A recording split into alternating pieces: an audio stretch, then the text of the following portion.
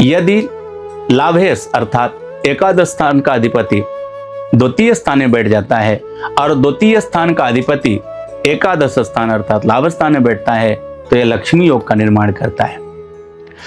किसी भी कुंडली में अगर द्वितीय स्थान का अधिपति और एकादश स्थान का अधिपति कोई भी ग्रह रहे, अगर वो किसी भी कुंडली के भाव में 12 भाव में एक साथ बैठ जाता है तो यह भी परम लक्ष्मी का योग बनाता है।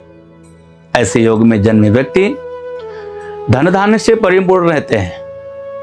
गरीब घर में जन्म लेने के बाद भी वह इतना कर्मशील होते हैं, इतने कर्मठी होते हैं कि लक्ष्मी उनके 16 वर्ष के बाद से आना उसके पास चालू कर देती है।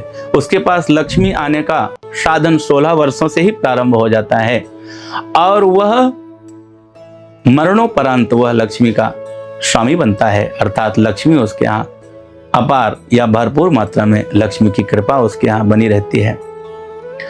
साथ ही साथ द्वादश स्थान से भी खर्चे का विचार किया जाता है, यात्राओं का विचार किया जाता है और व्यक्ति मरने के बाद उसको मोक्ष मिलेगा या नरक मिलेगा, इसकी भी चर्चा ज्योतिष शास्त्र के अंदर है।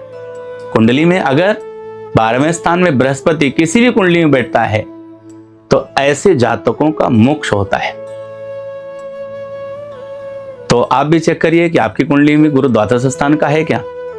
द्वादश स्थान का गुरु जिसका भी होगा वह व्यक्ति बहुत ही धर्मनिष्ठ होगा, बहुत ही आध्यात्मिक होगा, बहुत ही तीर्थ यात्राओं का लाभ प्राप्त करने वाला होगा। उसके द्वारा मठ, मंदिर और मूर्तियों के स्थापना के योग बनते हैं। तो इस तरह से हम सूक्ष्म रूप से ज्योतिष और कुंडली के द्वारा संपूर्ण जीवन के भूत, भविष्य और वर्तमान को जान सकते हैं। कुछ कठिनाइयां हैं तो उन कठिनाइयों को दूर कर सकते हैं। हमारे शास्त्रों में बहुत अच्छे अच्छे मंत्रों का भी व्यवस्था है। अगर ग्रह प्रतिकूल है तो उसको अनुकूल करने के लिए उनकी सीमित संख्या है, उस संख्या का जप करने से वह प्रतिकूल ग्रह भी अनुकूल हो जाता है। तो हम प्रयास करेंगे कि ज्योतिष शास्त्र के, ज्योतिष के द्वारा, कुंडली के द्वारा अगर आप हमसे जुड़ते हैं तो निश्चित तौर पे हम आपके जीवन को बहुत सरल, सुखद बनाने का प्रयास करेंगे। बहुत बहुत धन्यवाद।